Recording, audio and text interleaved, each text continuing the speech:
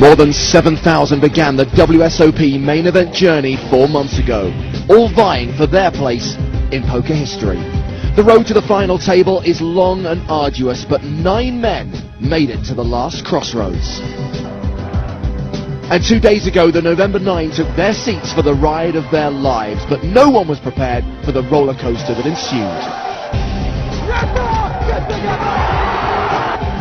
From heartbreak to ecstasy, on the turn of a card, one by one the players crashed and burned. Now, just 2 remain in the race for $9 million. Fearless Canadian Jonathan Duhamel has a monstrous 6-1 chip lead. I just like competition. I live by adrenaline. I like action. But when I play poker, I want to play first. I want to finish first, not second. But can the quiet underdog John Raciner make what will be an incredible comeback? This is what I've been dreaming about my whole life. This is my time. I'm gonna do it. The road ends tonight. We are heads up at the 2010 World Series of Poker main event.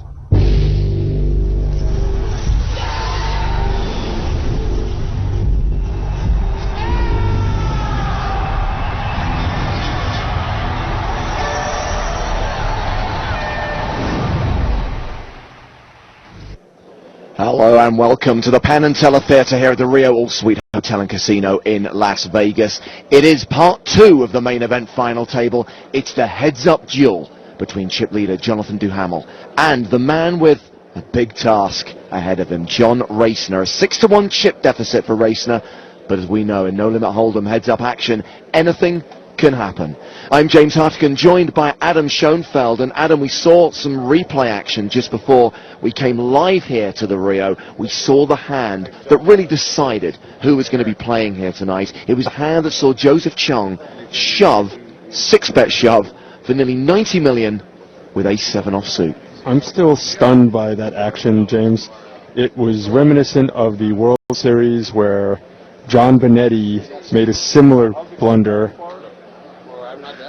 Again, when Glenn Cozen was sitting there with almost no chips, John Benetti made an error against Jim Bechtel, and John Benetti was eliminated, and Glenn Cozen moved up a spot. So John Raciner has just moved up $1.5 million and now has a chance at $9 million.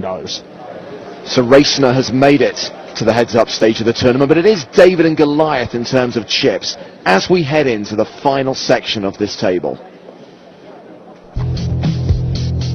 Canadian pro Jonathan Duhamel has a monster 6-1 chip lead with more than 188 million.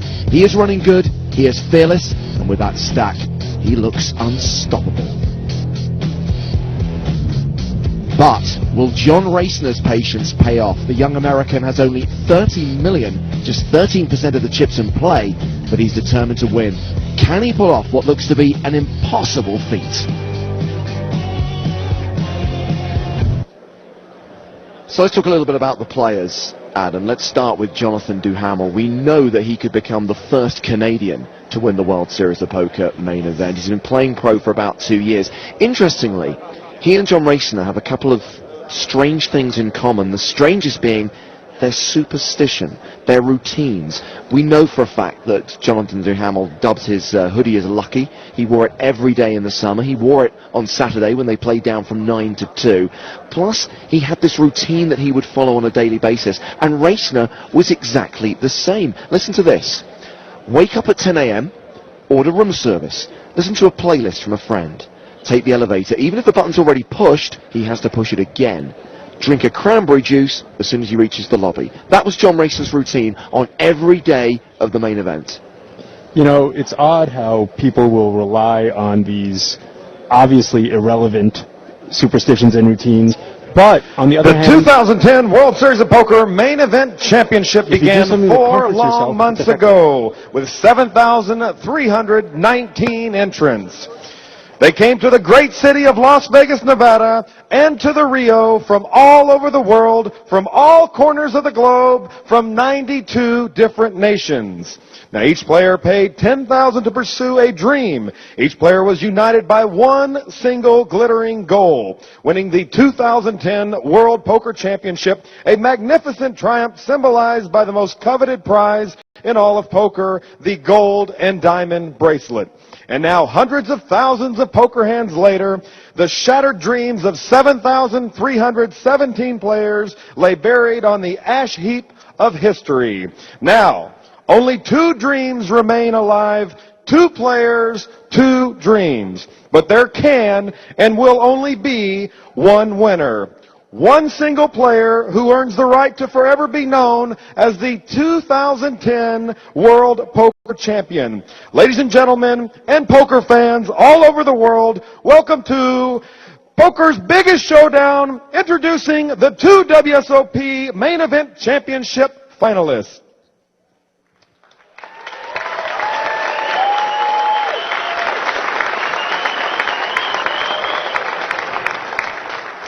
In seat number 2, weighing in with $30,650,000 in chips from Port Richey, Florida, please help me welcome John Reisner.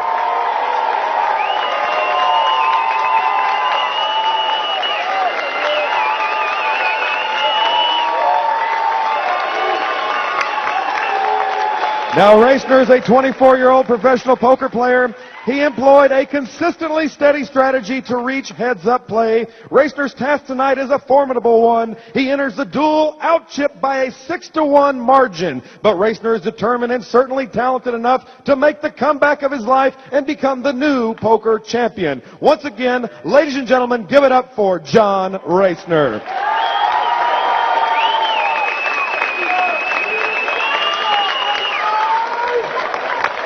And his rival in seat number 1, weighing in with $188,950,000 in chips from Boucherville, Quebec, Canada. Please welcome Jonathan Duhamel.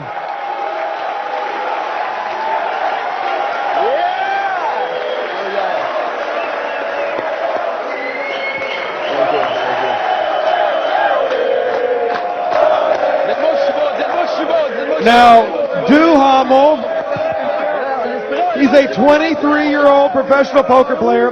He was the youngest player among this year's November 9. Duhamel hopes to become the first world poker champion in history from the nation of Canada and the first French-speaking winner ever. Ladies and gentlemen, one more time for Jonathan Duhamel.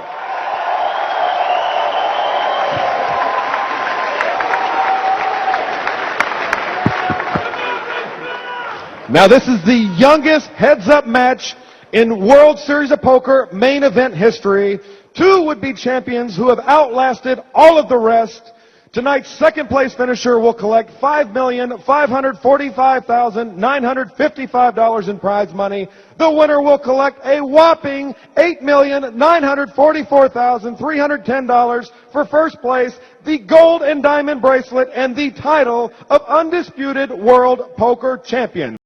The duel in the desert is set to begin. So which of these green felt gladiators will become the 2010 World Series of Poker main event champion?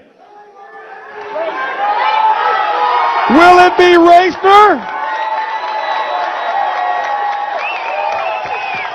Or will it be Duhamel?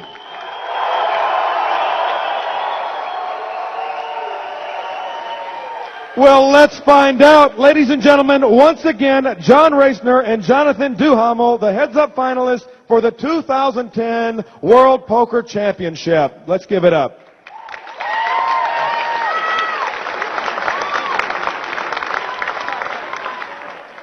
All right, players, we are just about ready to begin. Blinds are going to be 600,000 and 1.2 million with a 200,000 ante. The button goes to Duhamel. We have 13 minutes, 52 seconds remaining in level number 40. So once again, please welcome to the stage a 2-time gold bracelet winner and the official 2010 WSOP Player of the Year. To do the honors today, please help me welcome one more time Mr. Frank Casella.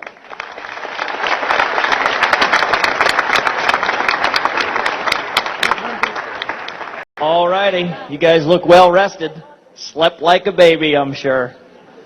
Historic night. I want to also say congratulations to Eric and Dan on being inducted in the Hall of Fame, etching their names on the poker wall of history.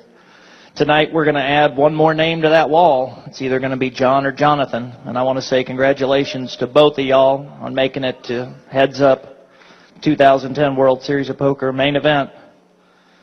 Without further ado, good luck to both of you. Shuffle up and deal.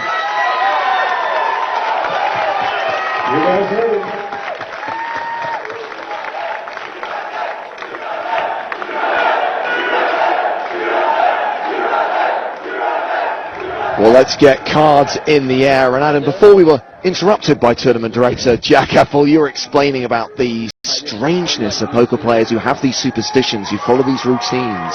It's more of a self-comfort thing. I don't think either guy really believes that that's lucky, but they like to do something that keeps them comfortable, so they just keep the routine. I'll note that Jack Effel goes to the Fidel Castro School of Speechmaking, both in duration and an ash heap of history references. Luckily not the Castro School of Facial Hair. Should point out the other thing these two guys have in common, and they were in the minority at the final table. They did not receive any coaching in that 4-month period between the summer and the final table. Both of these guys are pros. I'm sure they were in consultation with their colleagues and friends, but they probably didn't receive formal coaching, which is a different thing. Yeah, I mean, Jonathan Duhamel says that he picked the brains of all the poker pros in Quebec who he respected. Many of his Canadian friends and family have come here to the Penn and Teller Theatre to support him. The Racing cheering section is in full swing as well, and there is the near $9 million that the winner will receive. What does Racing have to do? You know, John Raciner has a better chance than you might think. Even though he's very short in relation to Jonathan Duhamel, if he doubles through once, the pressures can really start to add up for Duhamel, because Duhamel's expected to win. And 6-1 becomes 3-1 very quickly with one hand, potentially. Well, as Jack Effel said, the blinds restart at 600,000, 1.2 million, with an ante of 200,000. They'll go up in 13 minutes' time to 800,000, 1.6 million. Your tweets are starting to come in at WSOP Stream. You can hit us up on Twitter. Brian Johnson says, "Whoa, go Raciner, come back for the ages." And Brian Johnson says, "Would you guys call this the best heads-up match since the poker boom began back in 2003? He says, "These guys can play." We look forward to watching them play, and Adam and I have now been joined on commentary duties by a man who has a main event title to his name. He has 11 World Series bracelets. Ladies and gentlemen, give it up for Phil Helmuth. Woo! There is applause out there, Phil. We can't hear it up for you. But the people out there are clapping. Well, I was out last night drinking with some of the guys, and ran into Joseph Chung, and we talked for quite a while. And I mean, this kid had so much class. He told me. Now remember, he lost $88 million with the Ace-7, yes, you know, versus the 2 queens. And he said, "Listen, I'm going to sit in Duhamel's section." And I said, "What?" He said, "Oh yeah, we're friends." And I just thought that was so classy of him to say that. And I believe he is in his section. I don't know. I you know, we did the Hall of Fame stuff, and now I'm back here. But I thought that was a very classy thing to say. He handled himself well. I took him to task. I said, "Hey, I'm going to have to call you out that, you know, I thought you played wonderful poker." He said he bluffed 50% of those hands, which means he played phenomenal poker for 12 hours. And then to have the blow up. And I said, look, it was a blow up, and, you know, and it's just a tough thing to deal with a day later. Phil, I felt that he played the best poker when I was here, and obviously I had left when that incredible action happened. But as you know, it just takes one moment of error, of weakness, and you're out. And John Racing moved up $1.5 million in real money because of that mistake. Meanwhile, we've had the first hand of heads-up play. It's the 220th hand of the final table. Duhamel raised the button, made it 2.5 million. Racing to fold. So here comes hand number 221 of the FT, the second hand of heads-up play. Although Jonathan Duhamel definitely doesn't want to give John Racing an easy double-up, he's going to be putting pressure and going to be the aggressor, trying to chip away at the already short stack. Don't you think, Phil? No, I don't think so. I mean, I think his people know what they're doing, and he just doesn't want to put the bait out every hand. Although you know, we saw Duhamel put a lot of bait out, and look, I thought that Chung outplayed Duhamel for a ton of small pots, and it really gave him a chip lead, and Chung was he was clearly the best player for a long, long time. But look, Duhamel got the grinder to put all his money, and he slow played aces, and then he somehow, some way, made a 5-bet with the queens that induced Chung to move in all of that money weak. And so you got to give Duhamel credit, because in the big pots, when the big money went in, he's had the big hands. So Racing folded his small blind on the last hand. Looks like Duhamel's raising again. I expect Duhamel to raise nearly every button, James. 2.5 million. It's one of those situations where he can put out a smallish raise and leveraging pretty much Racer's entire stack, and he moves all in. Racer's all in, and that's why Duhamel shouldn't be raising a lot of pots on the button, because Racer's Racer's come to play now. I mean, he has nothing to lose. He sat there for a long time to get his shot. Now he's heads up. And we were debating in the high limit room at the Aria Poker Room yesterday, and it looks like Racer wins this pot. We were debating, is it easier to win with 30 million two-handed or three-handed? And, I mean, of course, it's obvious if you catch a rush now, if you win 2 or 3 big pots, basically he'll have the title. A lot of support for John Racing out there in the Twitterverse, Phil. DJ Casper says, come on, Racing, a big comeback, baby. There are, of course, people out there supporting the French-Canadian, among them Jean-René Bertrand, who says, go, Jonathan, and win this. I was really impressed with John Racner's patience throughout the entire final table, and it was notable because he was in a tough spot, caught between big aggressive stacks and a semi-maniacal Filippo Candio. That was a very tough seat, and he was very patient. I feel like of the players at the table that played closest to the way I play, it might have been Racner, and he clearly didn't have a lot of hands. He never really had any automatic situations, so he's limped in on the button. Just like you would, Phil. Yeah, just like I would limp in. I mean, our first flop of the day, gentlemen. Ace-8 with 2 clubs. And Phil, you're one of the guys who's capable of having an ace on the button after limping. Absolutely right. Duhamel checks, Racing bets. Of course, that's a very good flop if you have king high or queen high, and heads up, the hand values are a lot different. Yeah, when you limp in with king high or queen high and it comes ace-8, you have to think the big blind would have raised you with an ace, or at least you can usually tell if they have an ace because they're thinking about raising, and so you have to bet that even if you limped in with, say, Jack 7 suited or something, because you know that your opponent can only call if he's hit an 8. Team Racner have brought their signs. Have no fear, Racner is here. It took them 36 hours to come up with that slogan. By the way, not a Lord Byron type rhyme. Go ahead, Phil. I'm sorry. I just love this. I mean, this, and you look, I think, doing the Hall of Fame inductions and all that kind of stuff. I mean, this is poker history, and I think Ty Stewart was right when he said, that being a world champion of poker is winning the main event is huge, but being in the Hall of Fame is also huge. And Eric Seidel and Dan Harrington, very worthy. Duhamel's raised it and won on the button. But I think, the question is, will we see one of these kids eventually in the Hall of Fame or not? I mean, there's going to be 1 or 2 players. It's a long way to go. Yeah, I mean, congratulations, you win this, but then you have to perform well for the next, say, 25 years. The Hall of Fame really is for those who pass the test of time, incredible duration. That's why the 2 guys in tonight I thought were very deserving. I didn't think you could have a Hall of Fame without putting Eric Seidel in as the next guy, so I'm glad he's in. Yeah, I mean, I right away, I gave half my votes to Eric Seidel. And, quick reminder that we're going to see every single hand of heads-up play here on ESPN3. We'll follow this through to its conclusion. So now, don't forget last year, the very first hand that was dealt, it was 2 queens against 2 9s, and Darvin Moon limped in with the queens. Now, this was his double-up hand because we all knew that Cada was sticking in money with deuces and 3s and 4s, and he had 2 9s, and there's no doubt he was putting it all in. So Moon had a double-up hand, the very first hand dealt, but for some reason didn't play it as aggressively.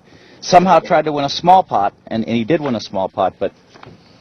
I think these 2 players are much more willing to play small ball if the mood strikes them.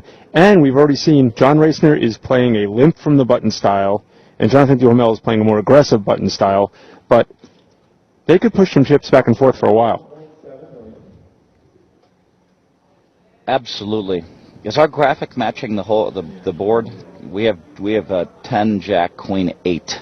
I thought the 8 was an ace, but Yeah, I thought that also, Phil. maybe I need glasses. No, but Oh wait, I am wearing glasses. But I'm pretty sure it is an ace, so it was an ace. Okay. Ha ha! Score one for the old guys. right again. That's Hansel racing up limp the button. Duhamel checked his option. It went check on the flop, and Duhamel's bet of 1.7 million on the turn took it down. And it came ace 10 Jack there. So now queen in the turn, you would think that that would be in Racner's neighborhood, kind of limping in there. I mean, but yet Duhamel won that one. Not much movement in the stacks. Duhamel extending his lead slightly. This thing could be over in like 3 minutes, or it could go on for like 4 hours. I was thinking about that, Phil. It's really hard to handicap. It could easily...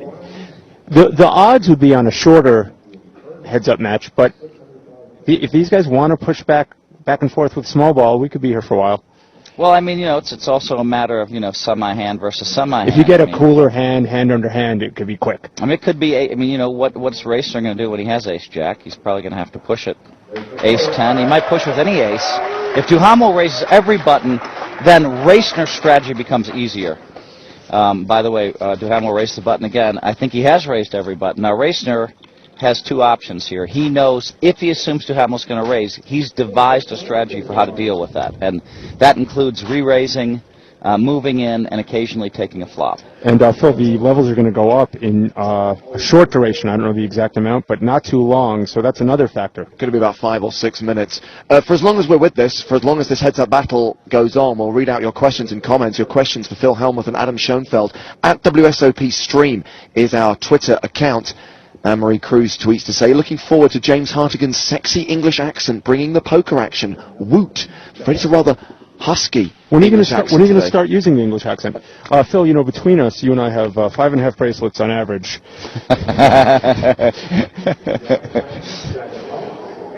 And they say I self-promote. Did you That's hear why, yes, James? This is his own husky voice. I feel confident as an expert with an average of 5.5 bracelets that I can speak authoritatively on the play there. So the limp from Racner. So the limp is now a theme, a motif. The ace-jack-jack flop, and Racner, after Duhamel checked him, made it 1.5 million. Duhamel has called the flop. Now, Third that's diamond. a dangerous card because Duhamel probably doesn't have an ace. So he either has king high, a queen high, or a flush, I think, probably, or jack. I don't think he has an ace here. Goes check.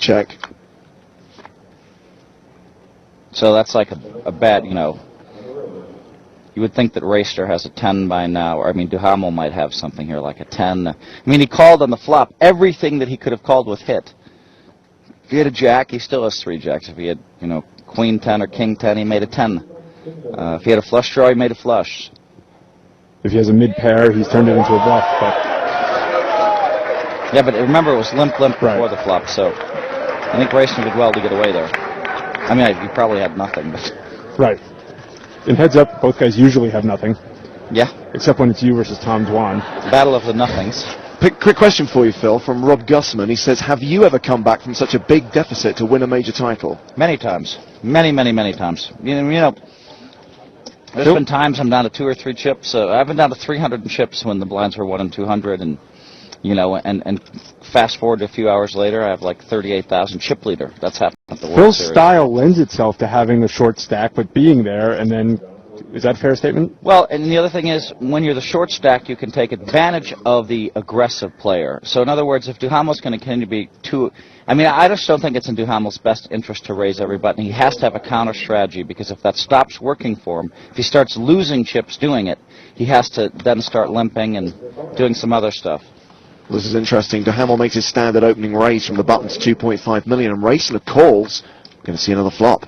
So you would think that Racner has the best hand here, because Duhamel's raising every button. He could have anything, and Racner's only called once.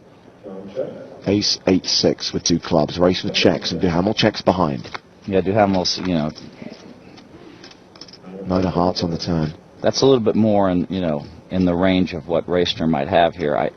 If Racner's not going to play back too often, then Duhamel's strategy of raising every button can be very effective. He's already chipped him down to 12% of the chips in play. 3 of spades. Just looking at it, boy, completes it's the very... board. you wouldn't think that either one of them has an ace, and so Racner may well have king high or queen high or something like that, or he may have hit a 9 or an 8.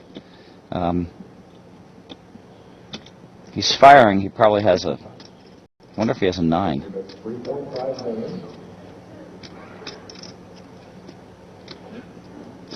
I like that neither player here acts instantly. They just take a beat every time. These guys are both thoughtful players.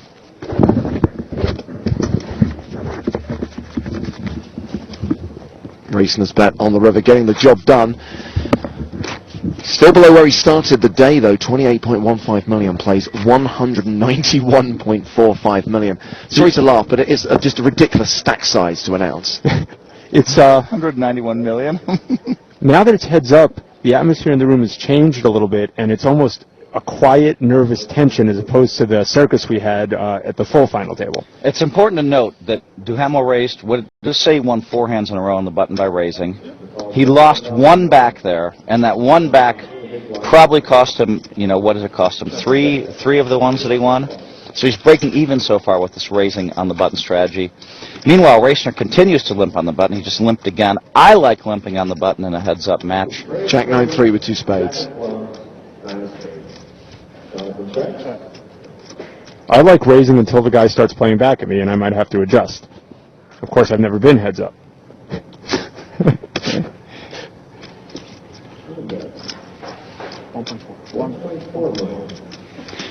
Look, Howard Letter, who I have great respect for, both as a poker player and everything else he's done. You watch him, he used to have a strategy where he'd raise every button, and it was effective against people that didn't play Hold'em. But when we played against a real player, people just ate that up. You just, you can't raise every button. It's just not, unless your opponents stop making the right counter strategies. So that much I'll give you credit for, Adam. If you want to raise every button and you're, winning money or breaking even with it. Well, the straight could have just got there. The flush could have just got there. Duhamel check called the flop for 1.4 million. No betting action on the turn.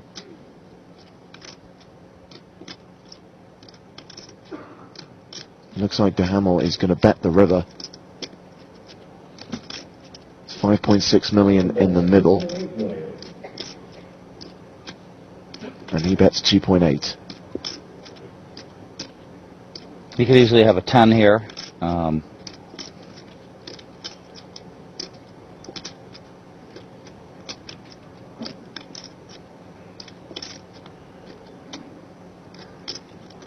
Racing's giving him a big stare down. He's thinking about doing something here.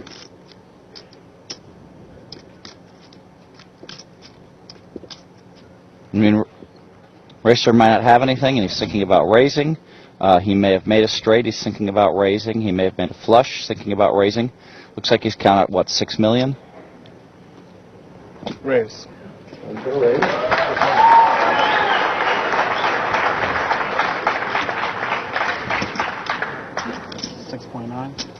6.9 million total. When I first saw Duhamel play, I thought he constantly looks in pain, constantly looks depressed. Call! But actually, it's just his stance, just his demeanor. He bluffed. Yep, it looked like. I think that Racner said he had 4s. Yep, and there it was. See, he turned 4s into a bluff, which I don't know if it was necessary. He could have just shut it down. That was his first misstep. I thought he was thinking about, he was thinking about what he was thinking is, I'm going to try to raise this pot because probably Duhamel hit a 10, and I'm going to try to take it away. And that's Racner's first misstep right there. He threw 6 million in the pot, which is, at that point, 25% of his chips on a bluff. And that's how Duhamel's won this thing, by calling everybody else's bluffs. Now, he's had a hand every time. And 2 big things have happened there, guys. Duhamel moves above the 200 million mark. It's now 10.5 to 1. And Racner falls below 20 million in chips. You can see the percentage split there. 92%, 8% of the chips in play. Wow, 10.5. I was eyeballing that, Phil, and it's exactly I think Racner made a mistake there. If you're going to play the super tight strategy and you're going to limp in, then don't try to bluff your opponent. Especially not Duhamel, who's shown the ability to make a lot of calls. And he had a pair. That's a perfectly showdownable hand. I think they've just been told the blinds are going up, by the way. Yes, 800,000, 1.6 million with a 200k ante. If he really had a 4, he has kind of an easy fold there because everything hit, Adam. He said Everything hit. The spades hit. The 10 hit in case you had a straight draw of any kind. You Yeah, I either agree. hit He a also 10. a fold is fine as well. I like a fold, and, you know, to me that's a big misstep because, you know, Now that's Racener's really up against it. 24 million down to 18 million on Because a single now, bluff. now the double doesn't even put that much pressure on Jonathan Duhamel. When we started, John Raciner was in the position where a double would really start to put the pressure on Duhamel, the psychological pressure. Can you see a situation where Raciner adopts what I call the Sentai final table approach, which is to open shove with that stack? Yeah. It's definitely in that range. He's got now 11 he or can. 12 big blinds. And what's his shoving range there, Phil? I mean, he could shove on a bluff. I mean, it seems like you have to understand, he's been watching with Duhamel. Duhamel took a long time to call with ace-deuce against Chung the other night. You know, it was the last hand that we played, and it took him a long time, even though Chung was playing super aggressive. It took Duhamel a long time to call with ace-deuce. So that shows me that Duhamel's willing to lay some hands down to a shove. So, and you also have to look, and there it is. Duhamel shoves on him. Duhamel says, I'll put you all in. And he calls! This could be it, ladies and gentlemen. John Raciner is all in. Raciner likes his hand, and Duhamel does not like his hand. Wow. Well, he's gotten over. It's King 4 for Duhamel. Roughly 30%. All right, can I fault him for moving in with the king 4? I can't. He has a king on the button. He has 200 million. His opponent has 18 million. He's trying to pick up one big blind. His opponent only had 12 big blinds. I can't really fault the king. And they're playing for shove. $3.5 million in cash. That's the difference between first and second. Yeah, so I can't really fault his shove, and he has a chance to win it all right here, right now. Does Duhamel. So, Raciner has the best hand. He is the percentage favourite to get the double up. Duhamel has got the overcard, and he has his opponent at risk. He has his opponent covered. The other strategy is you could have, min raised with that hand or just called, but that's just not his style. I mean, he's raising every button, then he has to shove. If John Raciner wins this hand, he'll have roughly 20% more than he started with, which is better than nothing, but it's still not huge. John Raciner wins this hand, that's a huge momentum swing. That's 36.9 million in the stack, and he has some confidence. Here comes the flop. Duhamel looking for a king. There's paint, but it's a jack. The queen still way out in front. A 5 or a 7 is a good card here for Duhamel to give him a straight draw. A 4's not horrible. Come on, John. 5, 7, or 4 are excellent. King, it's like gin, right? I mean, King 4, which we call in Wisconsin the Harrington hand. That's a nickname, actually. The turn is a deuce. Duck. It has to be a king on the river for this to be over. Raciner in a great spot here to double up to nearly 37 million in chips. Only a king eliminates him and sees Duhamel take the title. The river card.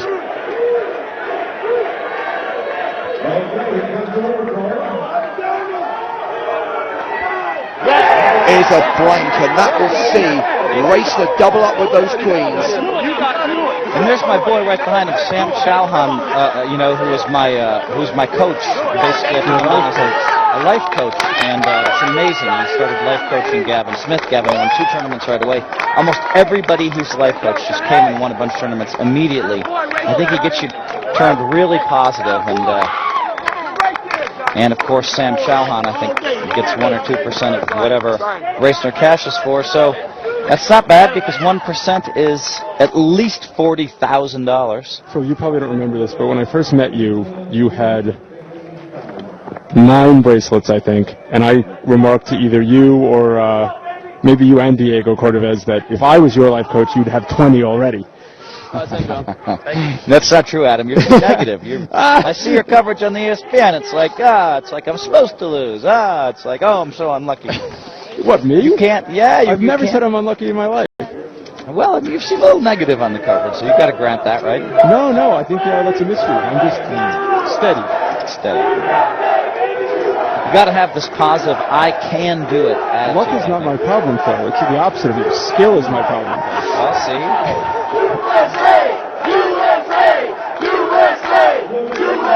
If there was no skill, I'd win all of them. They're turning it into USA versus Canada battle here. And Well, we had a Duhamel. situation, didn't we, on Saturday, where we thought, bizarrely, the Duhamel supporters were chanting USA. They were actually Duhamel, Duhamel. But now the Racing supporters are turning that chant around and they are making it about the USA against Canada. Again, I want to go on record. I'm not in favor of a nationalistic approach. Yes, I mean, you know, that's the great thing about poker is that it just levels everything, you know. I mean, for me personally, you know, growing up as somebody in Wisconsin, I was raised to respect everybody. I was never, my parents were like the opposite of racist and the opposite of, you know, religion. None of that mattered. And then, but to have that, you know, to be a professional poker player, you quickly learn to respect everybody. If you don't respect somebody, you know, for the color of their skin or their religious beliefs or any of that, then you're just liable to get your ass kicked by them. So I was at the poker table. as a You New learn to Yorker, respect everybody, and you know what? We're really not all that different, right? as a New Yorker, I was raised to disrespect everyone from outside of New York, but equally. Yeah. Fair So enough. Racing limped the button. Duhamel's made it 3.5 million total. Things No, got Racing's quiet done a very lot quickly. of button limping here, and Actually, he's made it 4.1 million. That's enough to get Racing to lay the hand down. I like, by the way, I like Racing's limping. I like the fact he's limping buttons. I like it. The I mean, it's- hallmark of Racing this whole final has been patience. if you think you're the best player, then you want to put in less money before the flop. That's why I was surprised at Joe Chang's play, because Yes. we all thought he was the best player. There's Chris Ferguson. Chris Jesus Ferguson. Yeah. Gotta love him. Not in the same year, though. Hey, there's Joe Cada on his left, and we got Jeff Jeff Madsen. Madsen on his right. I was out at the club last night late with Madsen. There's Jim Furyk behind them. It's really Eric Seidel. I'm better. Chris Ferguson, I love that guy. I mean, he's just, you know, he's really just a great guy. He's giving a lot of his time and energy and money right now to, you know, to charities in Africa. You know, Have a raise. 3.259. Duhamel with the button, with the small blind, and he will raise, as has been his modus operandi. Makes it 3.25 million. The min plus raise.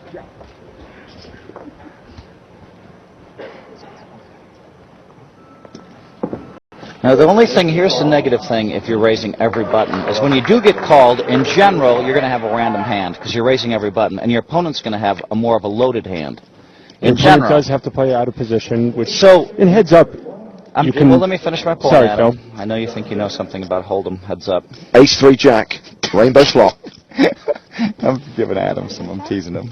Sorry, I He's interrupted, taking me Phil. seriously. Adam doesn't like it when I tease him. Ace of hearts on the Discovered that turn. last There was year. no betting action on the flop. I was teasing him as I was coaching Jeff Shulman, and Adam would get all defensive. Totally false. That's not true. Now that is true. You were getting defensive. I'd make fun of your play, and you'd be what? But seriously, so all I'm saying is this: I'm not saying that raising every button is bad, Adam. I'm just saying that when you do get called, now you have now you're playing a $7 million pot, usually with the worst hand. 3.75 million. So Ace Jack 3 now, And Racing is going to lead out on the turn. He's made it 3.75 million and gets to Hamel to lay it down.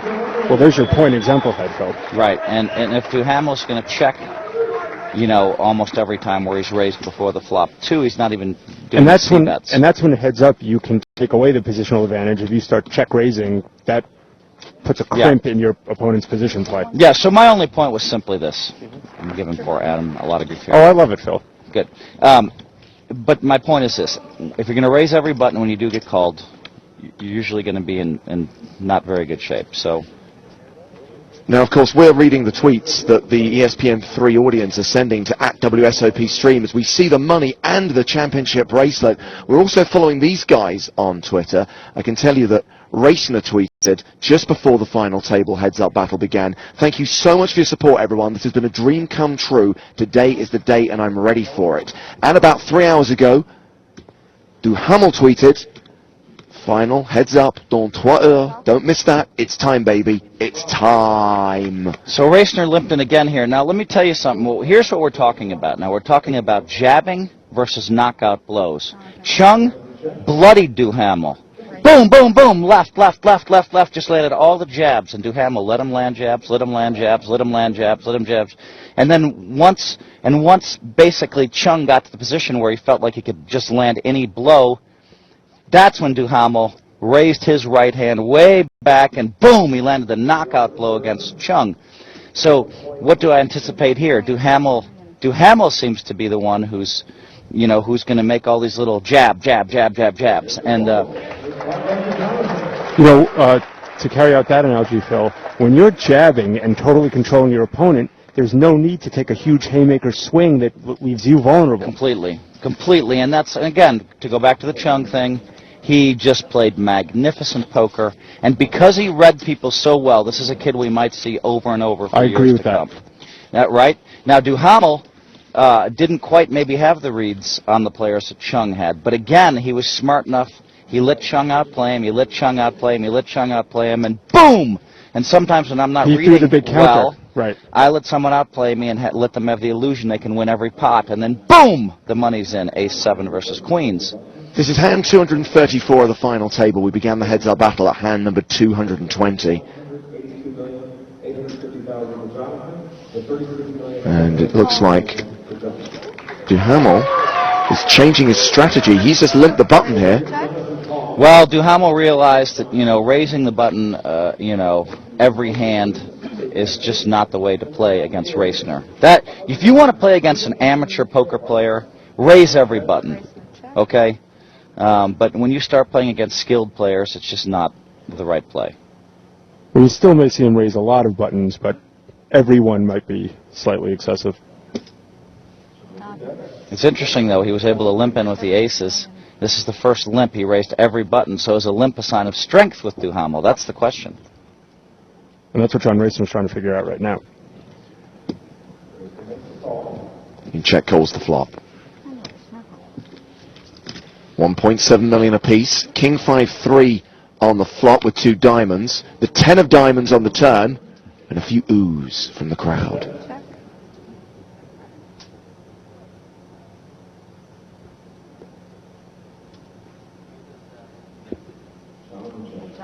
I think both these players are pretty good at not giving away too much with their body language. The board pairs on the river. They're both very composed. Now, I'm still not sure about the gum.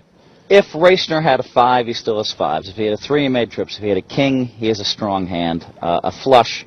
So basically, if Racner bets out here, there's only 2 hands that basically he would have to have a straight draw if Duhamel, for example, called him with a pair of 5s. That's the only thing that Duhamel might be able to beat. Call. And a call. The bet of 3 million called by Duhamel.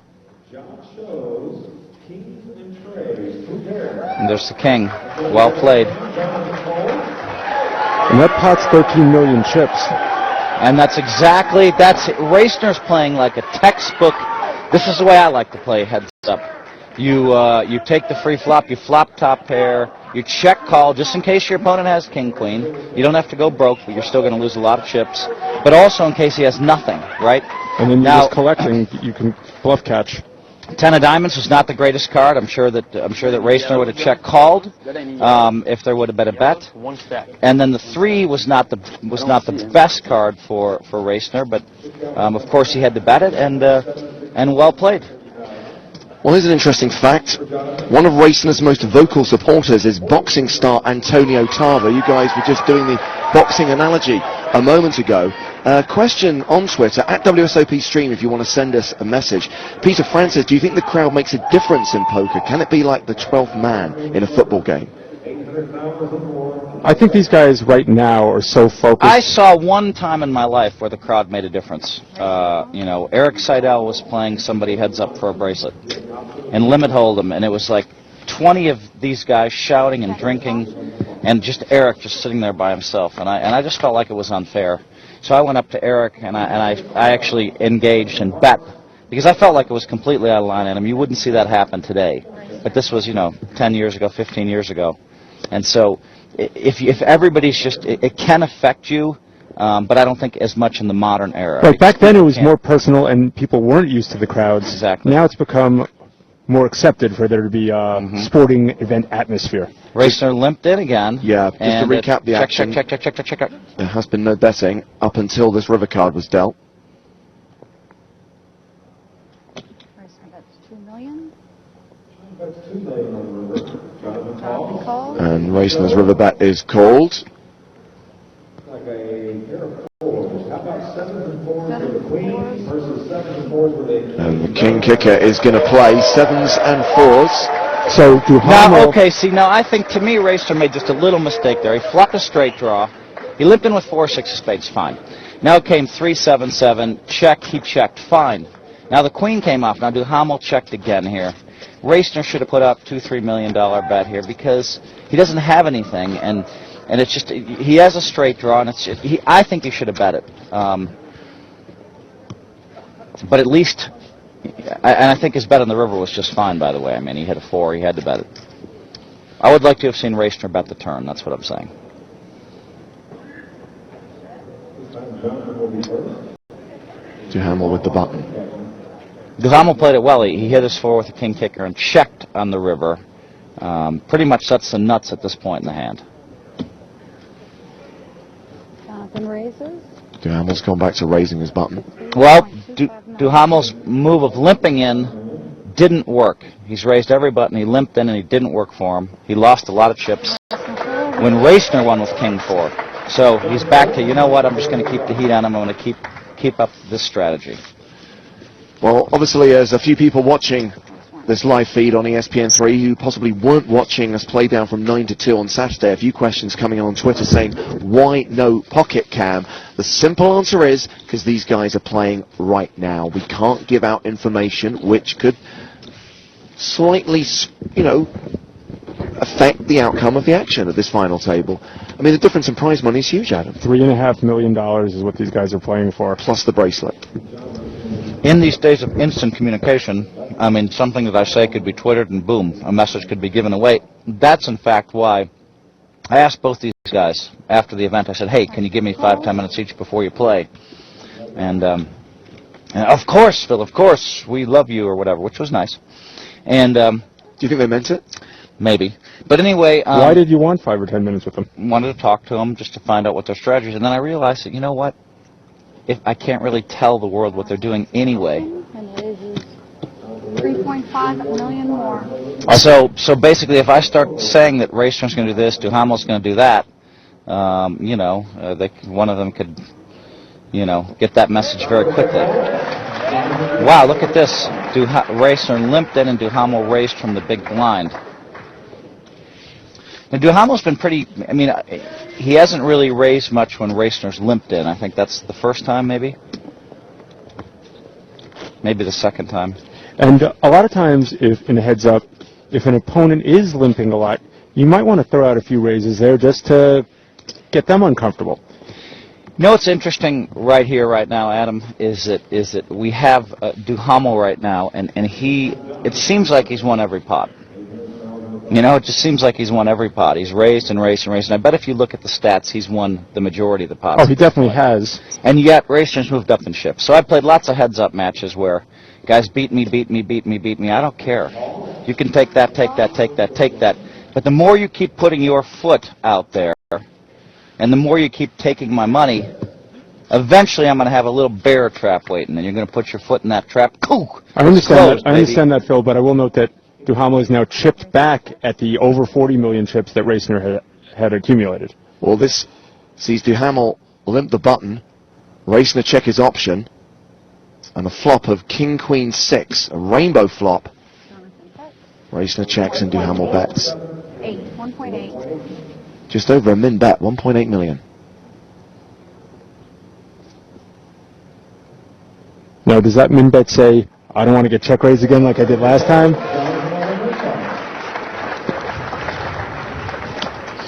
It appears that Duhamel's running over Racner, and so there's part of me that's like, if I were coaching Racner, I'd be like, hey, step it up. But I would never say that because Racner would come to me and he'd say, Phil, I got it.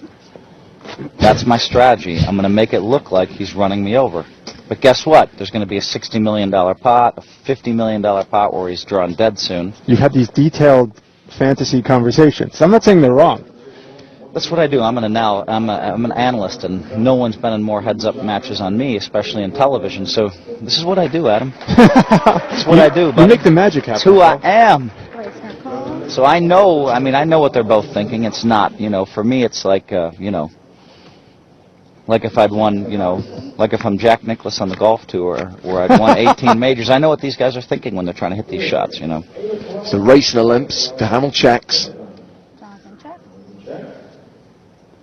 They've seen a flop, which is 10 high with 2 clubs. Dang it all! I meant to promote some stuff here. What do we got? We got the World Series of Poker Academies. Phil's on fire tonight, James.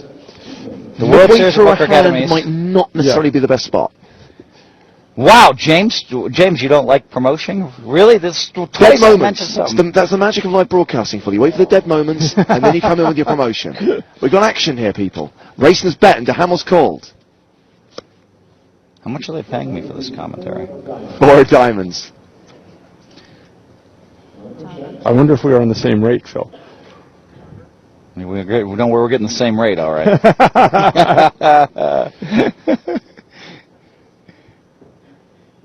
By the way, how many people did we have Saturday night? Did they run the numbers for ESPN3? I haven't seen the numbers, but I know that we had a big audience, and I know they were watching for a very long time. I've heard from at least 5 people, so we got that going for us.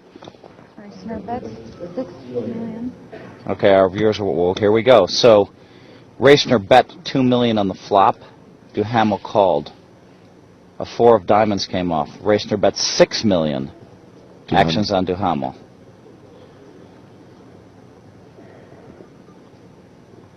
I mean, if they both have a 10 here, no? It's over.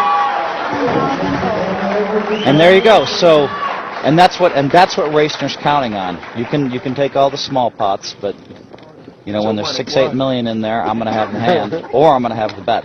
There he is, Tony T, Antonio Tava. He's the boxer who we were talking about earlier on. Phil, what would you like to promote here on ESPN3? Well, I'm trying to think. There's got to be like a laundry list. We have the World Series of Poker Academies, which I really am proud of, and for $19 a month, you can be taken through a certification process from A to Z, and you actually get like a diploma at the end of it. It's one of the best I've ever seen, and I'm involved in it. But it's amazing because we take you from beginner to expert, and it's some of these other sites. And there's old G. Smith, Gavin Smith. Love Gavin. Gavin was playing in a charity tournament last night. Vince Neil had a charity tournament here at the Rio. I stopped by late. I played poker, Adam, until noon. You're kidding me. I mean, I was running short on... I couldn't believe what I did last night. We went to the Garth Brooks concert, and I met Garth and Trisha afterwards. Really, they seem like really sincere people. I brought Lane Flack with me. Really nice people. I'm telling you. I mean, this Garth Brooks is like the biggest country singer in the world, right? Just seemed like a really nice guy. Then what did we do? We went to... He was circa 1997. Come on, man. You should know anything about country music. You know anything about rap either, Adam? Phil, I'm from the streets, as I told you the other night. I'm from New York City. Yeah? You know about farming. I know about hip-hop. Let's hear your best out of lyrics. No. I will. Yeah, that unfortunately. We went to the bank. I can't even tell you. There was one player there who doesn't like his name mentioned in the press at the bank with us last night. I can't tell you who that was. Ms. Rocky was there. Chung. Then I went straight to the poker room and played all night. But I won. It sounds like you won. I won $27,000 in the 2-400 game last night, baby. Pause the brag, Phil. We got action again. Racing has called. DeHamel's checked. Ace King 7 on the flop. Racing bets 2 million. That's the power of limping on the button. When you limp in with Jack 8 suited and it comes Ace King 7, you can bet every flop because your opponent probably doesn't have an ace or a king. So, quick question on Twitter, and it's a question for you, Phil. It's coming from Dan Thaley. He says, if Raciner wins, will Phil shave his head like he did in 2002? No, I won't. You learned about making those promises, huh, Phil? So we played Aria Poker Night you know what I had to do? I had to cancel the golf. I had a match at Shadow Creek today, Adam, and I had to cancel. That's a fine course. It's a fine course, man. The Shadow Creek. I was playing with Ty Stewart, the head of the World Series of Poker. I had Brian Ballsball out there, Lane Flack, and Huck Seed.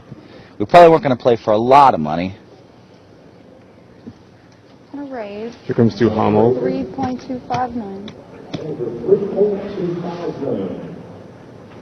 3.25 million. Just over min raise.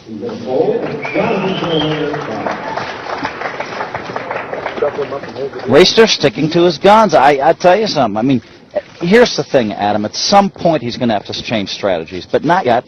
He can continue to do what he's doing and try to see if things work out this way. Duhamel's going to raise every button, fine. So Raciner eventually has to decide, I need to start taking reads and start coming over Duhamel when he doesn't have anything. That's how you become world champion of poker. I agree. And that's why Duhamel continues to raise the button, because he's not seeing Raciner come over the top. Very little movement in the stacks. Yes, Raciner has more than he started the day with, but 183 million plays 36 million.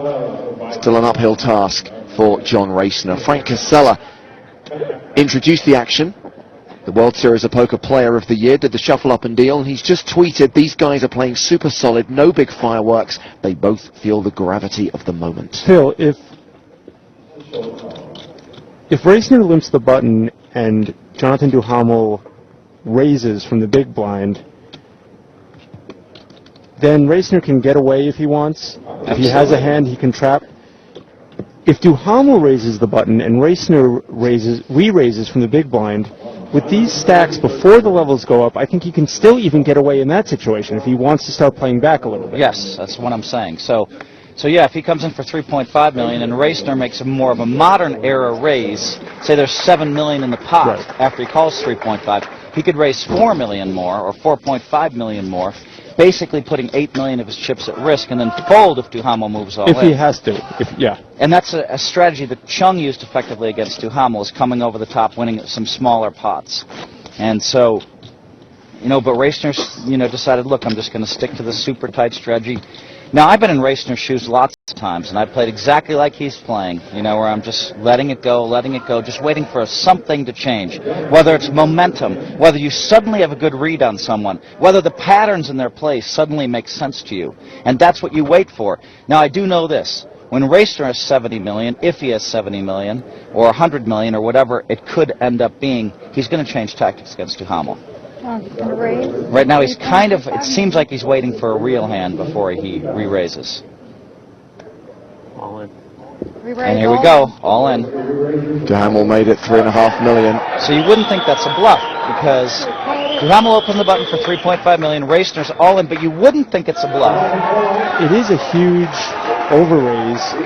Is he going to do that with a real hand as well as... He's got probably, you Play back could hand? easily have ace. I mean, you wouldn't think he'd move in with aces, kings, or queens, or even jacks or tens. Probably make a smaller re-raise with ace, king, or ace, queen, or something like that. Because you want to give Duhamel the That's what I'm leverage asking, yeah. to ship it. So he could, basically when he does that, he's declaring that he has a hand, a strong hand of some sort. And maybe it could be as weak as king, queen suited, or 2 3s. But he has something there. And, versus the making it 8 million to go with nothing. Now that changes. You look now, and Raciner's up to like 38.5 million. Duhamel's continued to raise every button, won most of the pots, and yet Raciner's moved up in chips. And if he wouldn't have made one misstep, Raciner call. there's just some power in And Raciner's limping. limping again. There's some power in limping and and taking flops and especially against a guy that raises every button. What Raciner's thinking is, if I raise, I'm giving Duhamel the incentive, the bait to Phil- re-raise me. Phil, is that flop moist enough for you? Queen Jack 9 with 3 spades. I shouldn't giggle. Look at but this. 1.8 million. Phil enjoys a moist flop from what I've read. What are we, 7 years old? That's a sophisticated... So here comes single Duhamel. entente. I haven't seen him really do this before, but he just kind of let out this time. Now, what does that mean? Because he's check called with top pair when it came Jack 9, right? Now Racner folded, but what does that 1.8 million bet represent? Could it be a big spade? Good luck, y'all. Could be a 9. See, to me, betting bottom pair there makes sense. 9s with, say, a 6 kicker. Go ahead and just bet it, because you don't really want to check call and face a tough turn card where Racner What can about make a betting flop. air? Betting air, fine too. That's not a bad play there. But it's significant because it meant something, and that's what Racner has to figure out. I agree All right. that heads up is like a puzzle, and both guys are trying to solve the puzzle of what is their opponent's patterns. I agree with what you said, Phil. We've seen 26 hands of heads-up play. Number 27 is just around the corner. Phil, I was remarking before you came in, I don't like to admit this, that I actually do respect and agree with a lot of your tournament strategy. And although you don't believe me, I was playing a lot of small ball during this event. Of course, not in a heads-up and not at the final table. I love the fact that you have to preface that with, I hate to admit it, Well, but Phil I thinks just I'm a paid you a lunatic. compliment. Yeah, you wouldn't believe it. I get weird compliments. People are intimidated by me, like Adam. Do you think that's the case? No. Okay. Blind still 800,000 and 1.6 million. Ante of 200,000. Looks like Duhamel's going to raise his button again. He put the chips in a little bit different this time, though. He didn't just throw them in. He counted out 1 million, 2 million, 3 million. That's significant. You know what? I love that you said that, because I've been watching Racner, and I noticed, well, when he's made a big bet, he stacked them and slid them, but he's making a 2 million, he just throws them. I'm going to wait to see. I want to see if there's a 6 million bet that he just throws out, because that would be an aberration from what he's been doing. There's some significance in the way people put chips in the Absolutely. pot. That's how you Absolutely. win bracelets, baby, right there.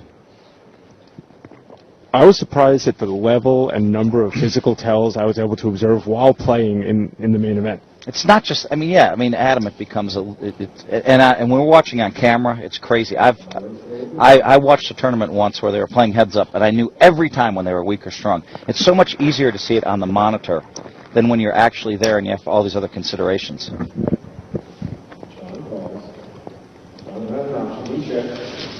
In the heads up, they have the perfect angle on one another, as opposed to the full table, where sometimes you can't get a good look at the guy directly to one side of you. Right. This is proper mano-a-mano stuff. So an unraised pot, Racner limping his button, Jack 8-3 on the flop. Duhamel checks, opening the door for Racner to make a bet. And he puts 2 million out there. Seriously, I love Duhamel's demeanour. As I was saying a few minutes ago, he just looks kind of a little bit maudlin, but actually that's just how he looks. And he takes a beat before every action, which I also like. Pairs the board, brings a second club. Now that's a great card for if either one of them happens to have a pair like an 8 or 3. That's a good card because it's less likely your opponent has a jack. Check on the turn, and the 4 of diamonds on the river.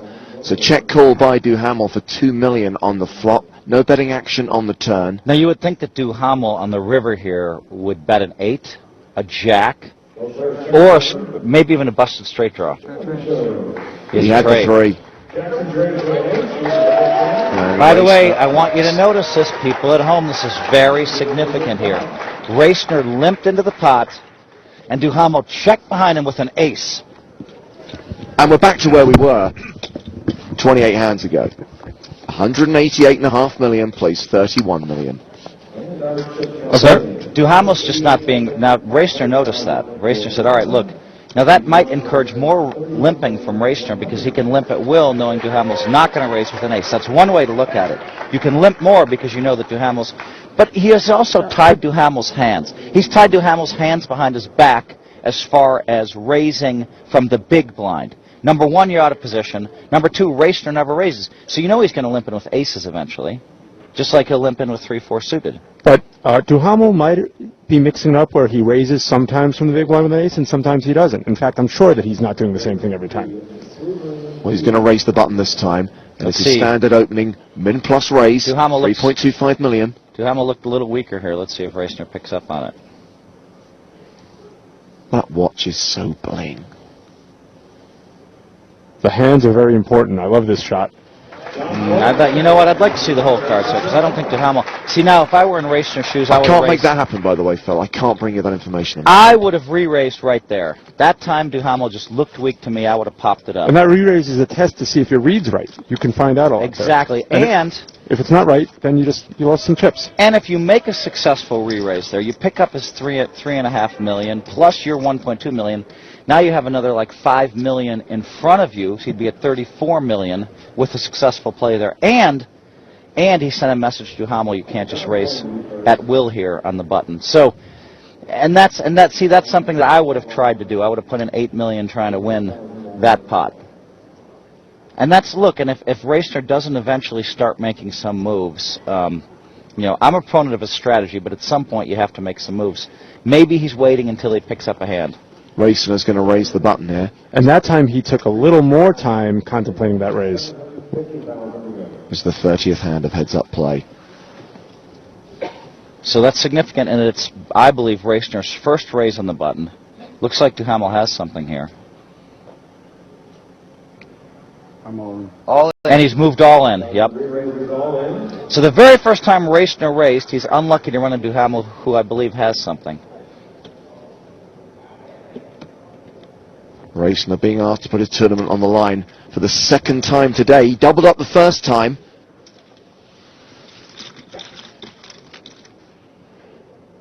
Duhamel might have noticed that Racner took a little more time than usual there also, which he might have interpreted as indecision. No. You say no like it's a fact? I say that for Duhamel to come over the top of Racner's first raise of the day in 30 hands, he had to have something. Can you get some change? And he looked strong to me. So to me, that's poker. To the average viewer at home, they might not notice that he looks strong, and they might make other assumptions. But yes, your point, Adam, is that Duhamel. You're trying to say that Duhamel maybe read it. Like 25. And until we see the whole cards, we won't know. And you could just bet me right now if you want. This is not a game between you and me, Phil. We're colleagues. I know, but if I could pick up 10, 20,000 in the booth here, I'll take it. 10, 20,000 cups of coffee, Phil. Yeah, that's what I meant. If I can pick up a lot of free Starbucks, baby, some cheese. 194 million is the stack for Duhamel now. 25 million for Racner. These are the things I noticed, Adam. That's so I would have re-raised Duhamel the last time, and then because I thought he was weak, and then when Racner did come in raising there, it looked like Duhamel had the hand, so I would have definitely folded there too. And now Duhamel just called. For whatever reason, he might feel like, you know what, Racner's getting sick of me running him over. He's going to make a move at me. I better shut it down a little bit, which would be a good strategy. So Duhamel limped the button. King Jack 4 on the flop, 2 diamonds. Of course, the other possibility is that Duhamel limped big. And he could just be mixing it up, which is not a bad strategy either. Mm-hmm. You can't become too predictable. You cannot become too predictable. Can you become too predictable? No. Well, a lot of people can become too predictable, but if you want to be the world champion of poker. So Racner check. Duhamel's made it 1.7 million. And he wins that pot. Right now, watching the way this is coming down, it looks like it's going to be hard for Racner to win this. Because Duhamel's winning 65 or 70% of the pots. Let's face it. Whereas Chung was bloodying Duhamel with jab, jab, jab, jab, jab, jab, jab, jab, jab, and then lit him off the hook because he left himself open. Chung did for the right cross, and it was a massive right cross in the form of 2 queens, and he ended up blowing the whole tournament there. This Duhamel's landing punch after punch after punch on Racner right now. And you can do that. You can take that abuse for a little while if you're Racner, but eventually you have to say, all right, this isn't working. It's time to come over the top. And I thought that time was about 15 minutes ago, and I thought that time was 3 or 4 hands ago. We're getting to a situation where we were at a few hands ago where Racner's getting whittled away, and if he doubles up, he's still not back in it. No, trust me, if he doubles up, he's still back in it. I mean, it's going to put him at 45, 50 million, and trust me, Duhamel is he really doesn't want to double him up. So John Racner went back to his limp the button strategy here. Bet 1.75 million.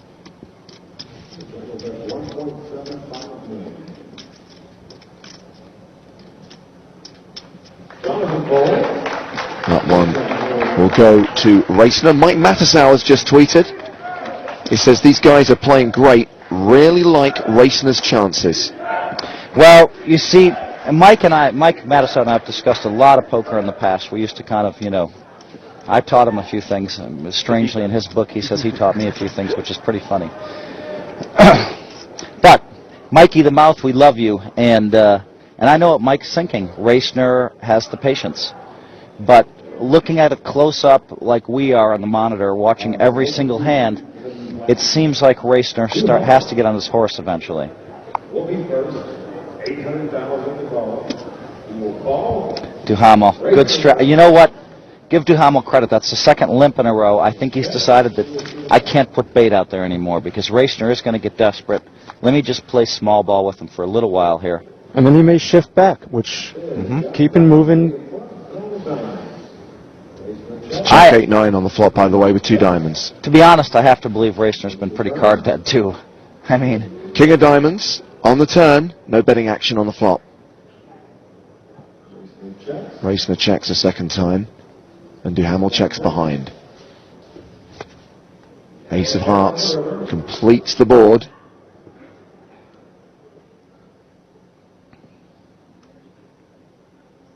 I really hope that's not the same piece of gum from Saturday. 2.5 million. Did that seem strong to you, Phil, or weak? you would think that he had something. I mean, he may have flopped some. I don't really know, but for him to bet there, just It seems strong, though. What do you think? I thought it was the kind of situation where he might have had the kind of hand where his only chance at picking up the pot was throwing a bet out there. You thought he might was have taken a small jab. I'm not saying 100%, but yeah, it looked like he had it to me. These ones we'll never know. These we small probably won't know. What do you mean, probably? Gavin Smith, a fellow gum chewer. Something really cool, by the way, on Twitter. I don't know if you spotted it, Phil, but there's actually a thing via the World Series website where you can decide whether you're on Team Raciner. Oh, hang on a second. Well, Raciner limped the button. Duhamel shoved on him, and Raciner quickly folded. There's a way you can make your avatar say, I'm on Team Raciner or I'm on Team Duhamel. Because we just had a tweet from David Warden. I've noticed that he's got the Team Raciner avatar. So if you want to show your support on Twitter for one of these two guys, you can. Can you believe that, though? Think about this. Duhamel didn't raise when Raciner limped in with ace-3, and now this time he shoved. So you would think that Duhamel has something here. Or he knows that Raciner knows that he didn't raise with ace-3, right? One or the other. This is why heads up is so many levels of metagame. Yeah. Raciner, I mean, see, And I would think when Duhamel has switched to small ball here. He's limped 3 or 4 times in a row on the button. And I think that's a good strategy. Wow. Now that's the kind of hand that could make a world champion right there. The deuce 3-5. One guy has the 4-7 and the other guy has Bet 1.7 million. The 3-8 of diamonds or something, Raciner checks. Duhamel makes it 1.7 million and wins the pot as the reigning world champion. Watches on. Wait another hour. I mean, Joe Cada. How many minutes/hours does he have left as the reigning world champion? He won't be able to catch a 2-outer from that seat. That's just my bitterness speaking. Wow, it's been 12 months, Adam. Give it up. It wasn't even you playing. Phil and I both had a lot on the line there. Yeah. I mean, it's too bad. Yeah, I think that I wasn't hired to coach this year, and I think I would have enjoyed that, depending on who it was and where they lived. But but I think I would have enjoyed it. And I think if Jeff's 4.5 to 1 shot wins, then he's going to be in the Final Four, and he's probably going to finish in the Final 2. And I'm going to get 8 million phone calls for coaching every year. But he played the way we wanted him to play, and he just Jeff Shulman couldn't make the jacks beat the 2 3s all in before the flop. Well, we're going to take a short break from the action. We will resume with the blinds till 800,000. 1.6 million as the live action at the World Series of Poker main event continues. Heads up between Duhamel and Raciner.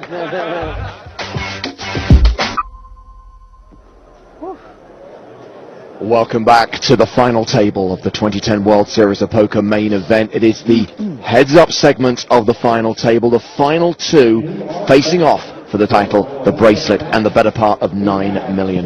They've retaken their seats. John Raciner with a stack of $22.5 million, and Jonathan Duhamel with a stack of $197.05 million. So since we started today, the chips have been going to Duhamel. He has consolidated his lead. And as we resume the action, the blinds are still 800,000 and 1.6 million. If you've just joined us on ESPN3, hello, I'm James Hartigan, still joined by Adam Schoenfeld. And Adam, I guess the chip stacks actually betray what's happened, because there's been quite a bit of action, including at one point a double up for Raciner, but now he's moved back down again. I think Duhamel has been the aggressor. Aggressive poker is winning poker. He's winning most of the pots. And after the double up, Duhamel just kept the pressure on and chipped Raciner right back down to well below where he started. So Duhamel has limped his button. Raciner checked. It goes check, check on a flop of Queen 6-4 with 2 hearts. The 5 of hearts comes on the turn, and Raciner checks a second time. And Jonathan Duhamel has showed flexibility in that he came out raising every button, then he shifted gears and was limping a lot of buttons, but he's still winning a lot of pots. And there's another one.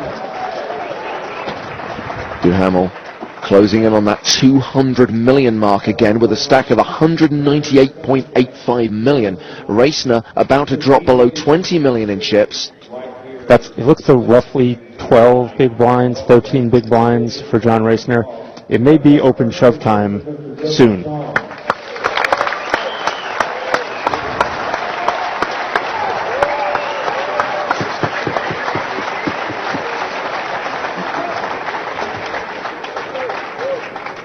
That was Joseph Chong getting a well-deserved round of applause for his excellent run in the World Series of Poker. Joseph Chong, third place finisher, winning himself 4.1 million. The runner-up in this tournament gets 5.5. The winner 8.9. They're playing right now for $3.5 million in real money, which is mind-boggling. This is a poker tournament.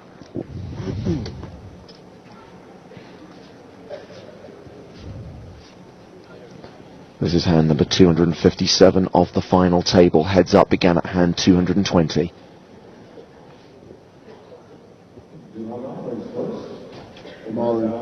Duhamel shoves on his opponent from the button. He looks super strong there. Remember last time he did this, he ran into queens. This time Raciner does not have a hand and he lays it down. Phil Helmuth resumes his stint on commentary duties as well. You can tweet your questions to @WSOP stream.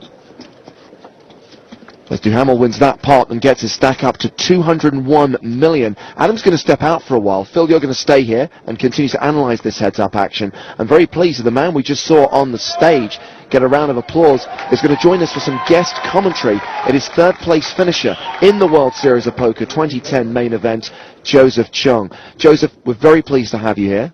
Congratulations on your third place finish.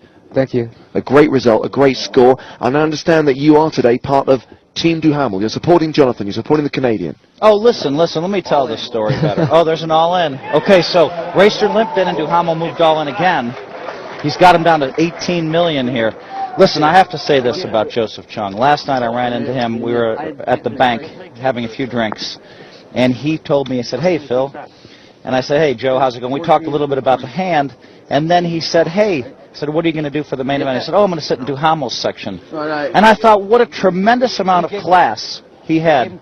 He's lost 88 million in one hand to Duhamel, and queens against ace-7, and he's willing to just go sit in his section. But he's a buddy of yours, right? I'm friends with a lot of mutual friends with them. So I know more people in the Duhamel section than the Racer section, even though I know people in both sections. So a classy move, Mr. Chung. I mean, and by the way, I'm talking about you. You don't look like you're the tallest guy, but you're a powerful boxer at that poker table. I mean, though you just landed you bloodied Duhamel, you bloodied everybody at the table. You landed jab after jab after jab after jab after jab, and I mean, what can I say? I got some good cards at the right time. Oh, you made a lot of great moves. You know, we know that, and All in. Duhamel's all in again. Is that the third in a row? This thing might end quickly. He's just shoving on Raciner now. I mean, Raciner's down to 10 big blinds. Yeah, he should be shoving on him every single hand, I think. Raciner only has, what, 16 million left. It looks like he's thinking about calling. I think, what do you think he has, like Queen 9 or something, or Jack 9? Something like that. I don't know. I've seen Raciner make some really big folds pre-flop, though. He doesn't seem to want to risk too much pre-flop. Is Raciner in a situation, from your point of view, Joseph, where it's a shove or fold now? He's now dropped below the 10 big blind mark. Yeah, I think he should definitely be shoving or folding, but I mean, we've seen yesterday he likes to limp in and fold or call small raises and fold, even with 15 big blinds. Look at that. Just 7% of the chips in play. You know, I think Raciner, we were talking about this, he's all in. Where's Duhamel shoving for the fourth hand in a row, Phil? No, Raciner moved in, and Duhamel laid it down here. But it's about time. Now, Raciner, to me, Joseph, I didn't mind all the limping that he did and all that kind of stuff, but there's a couple of times, there's 1 or 2 times in particular, where Duhamel was opening every pot, where I thought Raciner should have raised light. It doesn't matter what he had, you know, I mean, because Duhamel has shown the ability to lay down for a re-raise. For a 3-bet, I mean, you 3-bet him a bunch and 4-bet him, and he laid down a lot of hands. Yeah, I think so, too. I don't think he played all that great yesterday just because he was very timid, which isn't how he usually plays at all. Well, this is definitely Duhamel shoving on Raciner and putting him to a decision for all of his chips. His last 13.5 million. I mean, I don't know. He almost has to call with King 6 now, doesn't he? Yeah, I think it's an easy call. And he's called it. This could be it.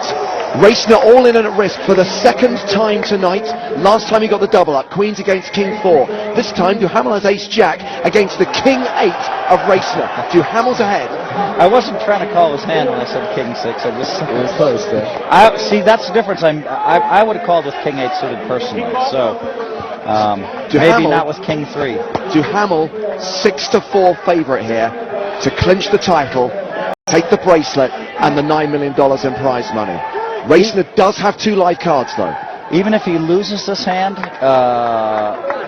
his opponent, basically Racer's only going to have 27 million left. So 11. Duhamel gets his money in front. Raciner with a 40% shot of doubling up and staying alive and remaining in contention. By the way, this hand, there's not much play to it. It kind of came down naturally. But Joseph, I also said basically, Mr. Chung, that I thought, you know, because you were doing so much great stuff and yesterday, that I think we're going to see you come back again. I think you're going to be back. I hope so too. A few more times. I really like the way you played. Come on, Johnny! A lot of the guys that have the ability to bloody other people with the jabs sometimes blow up a little bit. I've done it myself. Mattisau's done it. But you played impressively for about 14 hours, and if you use that strategy, I like your chances to win a lot of titles. Raciner camp calling for kings, 8s, diamonds. Do you think you had a good read on the players yesterday? I thought Here comes the flop, Phil. Here it is. No king, no 8, no diamonds. Wow. I still think One diamond. I still think Racer's going to win this pot. I must be on drugs. Running diamonds? 27%. You have to have a sweat, Joe, right? It's compulsory. It wouldn't be satisfying if you handled that sweat. Or either. The Jack of Diamonds is an interesting card, right?